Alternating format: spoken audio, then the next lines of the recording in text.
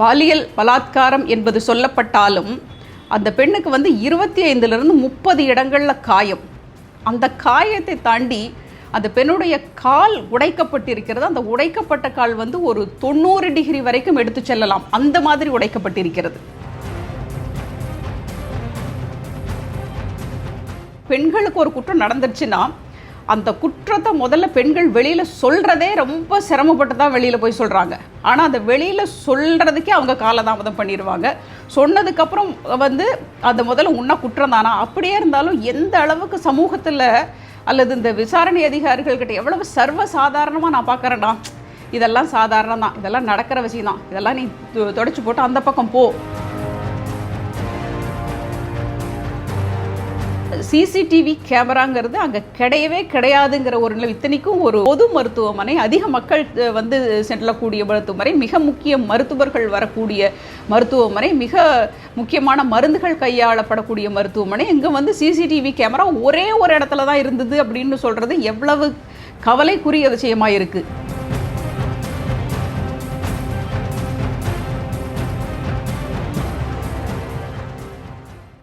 வணக்கம். தமிழக பெண்கள் இயக்கம் எதுக்குங்கிறத எல்லாருக்கும் தெரியும். 50% அரசியலில் பெண்கள் என்ற ஒரே தீராத மிக முக்கிய குறிக்கோள், இதோட தான் நம்ம தொடர்ந்து பயணிக்க போகிறோம். இந்த இலக்கை எப்போ அடைய போகிறோம் அப்படிங்கிறது உங்கள் அத்தனை பெண்கள் கையிலையும் இருக்குது. ஆண்கள் எங்களோட எவ்வளவு ஆதரவு தர போகிறீங்கிறது எல்லாத்தோட கையிலையும் சேர்த்து தான் இருக்குது. நம்மளுடைய மிக முக்கிய குறிக்கோள் உங்களுக்கு தெரியும். பெண்களுக்கான சமூக நீதி தொடர்ந்து மறுக்கப்பட்டிருக்கிறது. அந்த சமூக நீதியை இந்த உலகுக்கு நாம் விட்டு செல்ல வேண்டும் அப்படிங்கிறது மிக முக்கிய குறிக்கோள். இன்னொன்று ஊழல் ஒழிப்பு, ஜாதி ஒழிப்பு. இந்த மிக 3 முக்கிய கொள்கைகளை வச்சு நம்ம செயல்பட்டு இருக்கோம். இந்த செயல்பாடுகளில் சில நேரங்களில் சமூகத்தில் ஒரு மிக ஒரு சங்கடங்கள் நடக்குது, இல்லை மகிழ்ச்சியான விஷயங்கள் நடக்குது. அந்த மாதிரி விஷயங்களை நம்ம அலசி ஆராயணும்.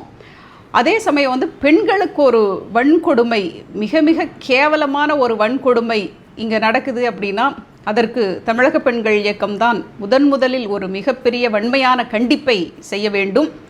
அதற்கு பெண்கள் எல்லாம் ஆதரவு தர வேண்டும்.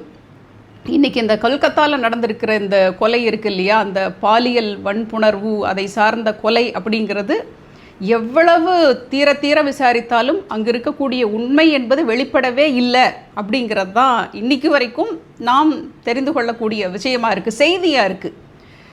இந்த செய்தியை நான் கேட்குறது, தமிழக பெண்கள் இயக்கத்தில் இருக்கக்கூடிய அனைவரும் இந்த கல்கத்தா இந்த பெண்ணுடைய கொலையை கொலை வழக்கு நீங்கள் மிக முக்கியமாக உன்னிப்பாக கவனிக்கணும்னு நான் எல்லாத்தையும் கேட்டுக்கிறேன். ஏன் தெரியுமா? இது பெண்ணை உண்மையாகவே பாலியல் வன்புணர்வு மட்டும் செய்வதற்காக செய்யப்பட்ட கொலை அல்ல. இதில் ஒரு பெண் எங்கேயோ ஒரு விதத்தில் மிக முக்கியமாக ஆளாக இருந்திருக்கிறாள். அவள் மிக முக்கிய சங்கதிகளில் இடம்பெற்றிருக்கிறாள். அப்படி அதுவும் ஒரு மருத்துவர், முதுநிலை மருத்துவர் என்ற அளவில் படித்து பயிற்சி செய்து கொண்டிருக்கிற ஒரு பெண்ணுக்கு இவ்வளவு பெரிய அநியாயம் நடந்திருக்கிறது என்றால் அப்பொழுது இது சாதாரணமாக இருக்கிறவங்களுக்கெல்லாம் மிக சாதாரணம். அல்லது இது என்ன வலியுறுத்துங்கிறதுனா, நீ பெண்ணாக படிச்சுட்டனாலும் நீ உன்னோட அளவோடு இருந்துக்க, நீ அதுக்கு மேலே இந்த விஷயத்துக்குள்ளெல்லாம் வராத, வந்தன்னா நாங்கள் இப்படி தான் உனக்கு கொடுப்போம், இப்படி தான் உங்களோட நிலை அப்படின்னு சொல்லி சமூகத்தில் இருக்கிற பெண்களை எல்லாம் அச்சுறுத்துவது மாதிரி செய்யப்பட்ட ஒரு விஷயமா இருக்குது. அதனால தான் நீங்கள் இதை தொடர்ந்து உன்னிப்பாய் கவனித்து இதில் உண்மையான நியாயம் கிடைக்கும் வரைக்கும் இன்றைக்கி நீதித்துறை, உச்சநீதிமன்றம் தானாக முன் இதை கையில் எடுத்து மருத்துவர்களுக்கெல்லாம், குறிப்பாக பெண் மருத்துவர்களுக்கு பாதுகாப்பு அளிக்க வேண்டும் என்பதற்காகவே ஒரு கட்டமைப்பை அரசு ஏற்படுத்த வேண்டும் அப்படிங்கிற ஒரு விஷயத்தை வலியுறுத்தியிருக்காங்க. அப்படி பண்ணணும்னு சொல்லி ஒரு டார்கெட் கொடுத்துருக்காங்க. இவ்வளோ நாளுக்குள்ளே நீங்கள் அதை பண்ணி அத்தனை பெண் மருத்துவர்களும் பாதுகாப்போடு இருக்க வழிவகை செய்ய வேண்டும் அப்படிங்கிறது. இப்போ இந்த பெண்ணினுடைய வழக்கில் என்ன சொல்லப்பட்டிருக்குதுன்னா, பாலியல் பலாத்காரம் என்பது சொல்லப்பட்டாலும் அந்த பெண்ணுக்கு 25லிருந்து 30 இடங்களில் காயம். அந்த காயத்தை தாண்டி அந்த பெண்ணுடைய கால் உடைக்கப்பட்டிருக்கிறது. அந்த உடைக்கப்பட்ட கால் ஒரு 90 டிகிரி வரைக்கும் எடுத்து செல்லலாம், அந்த மாதிரி உடைக்கப்பட்டிருக்கிறது. அதற்கப்புறம் அவர்களுடைய உடற்கூறாய்வில் 150 கிராம் விந்து இருந்திருக்கிறது. இதையெல்லாம் இவ்வளவு எடுத்திருக்காங்க.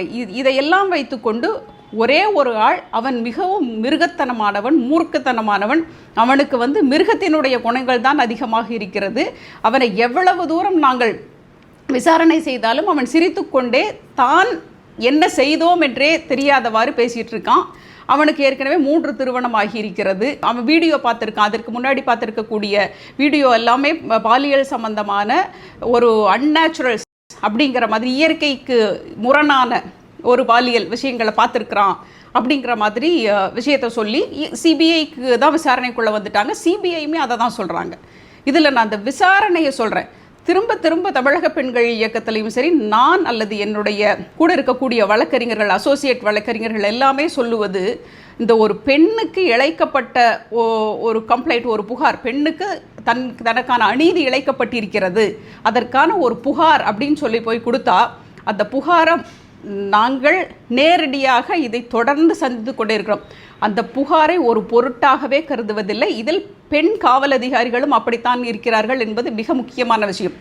அந்த புகாரை எடுத்து முதல்ல ஓரமாக வச்சுட்டு, நீங்கள் வராதீங்க, முதல்ல வக்கீல் உள்ள வராதீங்க, நாங்கள் யார் பாதிக்கப்பட்டாங்களோ அவங்கள பாதிக்கப்பட்டவங்கள கூப்பிடுங்க, பாதிக்கப்பட்டவங்களை கூப்பிட்டு பஞ்சாயத்து பண்ணுவது மட்டும்தான் வேலையாக இருக்கிறதே தவிர, பாதிக்கப்பட்டவர் எழுதி கொடுத்த புகாரை அப்படியே எழுதி வாங்கி கொண்டு அந்த புகாருக்கு விசாரணை என்ன, அவர்கள் அந்த பெண்ணுக்கு இழைக்கப்பட்ட அநீதியில் யார் யார் இருக்கிறார்கள், யார் யார் அக்யூஸ்டாக இருக்காங்க, குற்றம் சாட்டப்பட்டவராக இருக்கிறாங்க, அவங்கள கூப்பிட்டு என்ன விசாரிக்கிறது, இல்லை அந்த இடத்தை சுற்றி இருக்கிற சிசிடிவி கேமரா பதிவுகளை எடுத்து பார்ப்பது என்ற வகையில் விசாரணை நடப்பதில்லை. இதெல்லாம் கேட்டால் இவங்க சொல்லுவாங்க, மக்கள் தொகை அதிகமாக இருக்குது, குறைந்த அளவு தான் நாங்கள் பணியமர்த்தப்பட்டிருக்கிறோம், பெரிய அளவில் இதற்கு இப்படியெல்லாம் நான் தரவாக விசாரணை செய்யணும்னா நிறைய பேர் காவல் அதிகாரிகள் தேவை அப்படிங்கிற மாதிரி ஒரு சில விஷயத்தை தான் சொல்லிக்கிட்டே இருக்கிறாங்க தொடர்ந்து. ஆனால் ஒரு பொறுப்புடைய அரசோ ஒரு பொறுப்புடைய ஒரு குடிமை சமூகமோ இதை தொடர்ந்து சொல்லி கொண்டு இருக்கக்கூடாது. இதுதான் பிரச்சனை என்று தெரிந்துவிட்டால் இது முடிவு என்ன அப்படிங்கிற இடத்துக்கு வரணும். இப்போ இது நான் சாதாரண பெண்ணுக்கு சொல்ல, இது கொலை, கல்கத்தாவில் நடந்திருக்கிறது கொலை.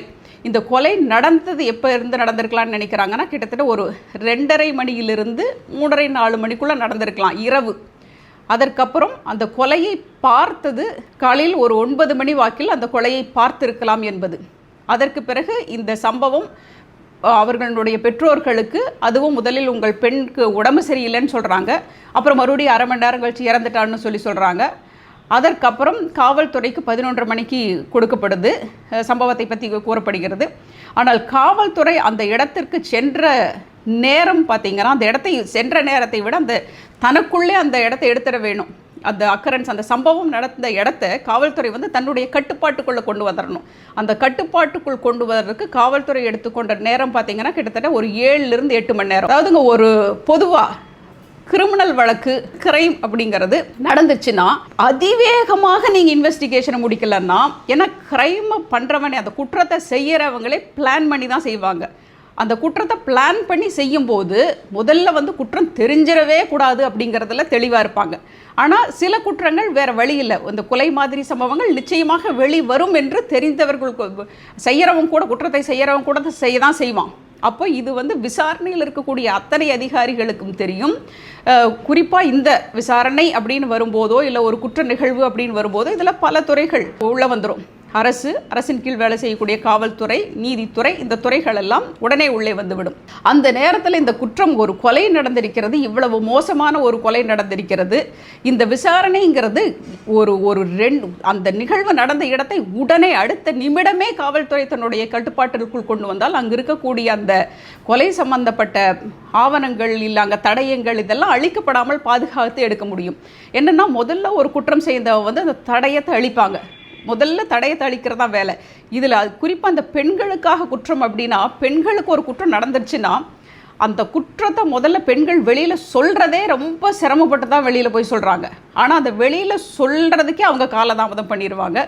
சொன்னதுக்கப்புறம் அந்த முதல்ல உன்ன குற்றம் தானா, அப்படியே இருந்தாலும் எந்த அளவுக்கு சமூகத்தில் அல்லது இந்த விசாரணை அதிகாரிகள்கிட்ட எவ்வளவு சர்வசாதாரணமாக நான் பார்க்குறேன்னா, இதெல்லாம் சாதாரணம் தான், இதெல்லாம் நடக்கிற விஷயம் தான், இதெல்லாம் நீ தொடச்சி போட்டு அந்த பக்கம் போ அப்படிங்கிற அளவுக்கு ரொம்ப ரொம்ப மோசமான அளவிற்கு பாதிக்கப்படுகிற நிலை இருக்கிறது. இதை தொடர்ந்து பார்த்துட்ருக்கோம். இதற்கு நான் ஒரு உதாரணம் சொல்லிடுறேன்.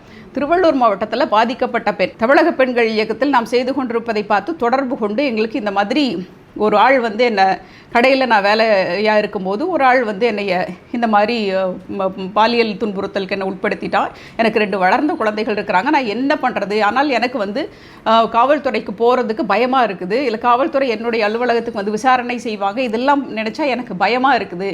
ஆனால் இந்த ஆள் வந்து என்னைய மட்டும் இல்லை, இவன் இந்த மாதிரி அவன் இந்த வட்டிக்கு கொடுத்து வாங்குற பிஸ்னஸ் செய்கிறதுனால இது போல் நிறைய பேர்த்த ஒரு பலாத்காரம் பண்ணுறதை நான் கேள்விப்பட்டிருக்கேன் அப்படின்னு சொல்லி. அப்போ தமிழக பெண்கள் அமைப்பிலிருந்து நாங்களே இதற்கான புகாரை அனுப்பித்தோம். அந்த புகாரில் கேட்டுக்கிட்டோம், நீங்கள் வந்து எங்கள் மூலமாக அவர்களை அணுகி மஃப்டியில் போய் விசாரணை பண்ணுங்கள், அவர்களை வந்து அந்த ஆளை வந்து தண்டனைக்குட்படுத்தினால்தான், அந்த பெண்ணுடைய அடையாளம் தெரியக்கூடாது, ஆனால் அந்த ஆள் தண்டனைக்குட்படுத்தப்பட்டால்தான் அந்த பகுதியிலேயே ஒரு பயம் வரும் அப்படிங்கிறதுக்காக நாங்கள் அதையெல்லாம் விவரித்து எழுதி காவல்துறைக்கு அனுப்பிச்சிட்டோம். இன்றைக்கு வரைக்கும் எங்களுக்கு எந்த பதிலும் கிடையாது. இன்னொன்று காவல்துறையில் என்ன சொல்கிறாங்கன்னா, பாதிக்கப்பட்டவங்களை வர சொல்லுங்கள், நீங்கள் யாருங்க, நீங்கள் ஏன் வரீங்க அப்படின்னு சொல்லி. அப்போ பெண்களுக்கு இருக்கக்கூடிய சமூக கட்டுப்பாடு, சமூக சூழலில் பெண்கள் தானாக முன் வந்து போக முடியல அப்படிங்கிறது தான். ஏன்னா அவங்க வந்து உணர்வு பூர்வமான சிக்கலில் மாட்டியிருக்காங்க, போக முடியலைங்கிறதுனால தான் இந்த மாதிரி அமைப்புகள் வர வேண்டும், செயல்பட வேண்டும்னு சொல்லி சொல்கிறோம். ஆனால் அந்த மாதிரி அமைப்புகள் வரும்போதும் செயல்பட விடாமல் உங்களுடைய சட்டத்திட்டங்கள் தான் இப்படி தான் இருக்க வேண்டும் அப்படின்னு சொல்கிறது வந்து ரொம்ப மூர்க்கத்தனமாக இருக்குது. கொல்கத்தா வழக்கு சம்பவத்தை எடுத்து பார்த்துக்கிட்டோம்னா இன்றைக்கி கிட்டத்தட்ட ஒரு குறைந்தபட்சம் 15 நாட்களை நம்ம கடந்திருப்போம்.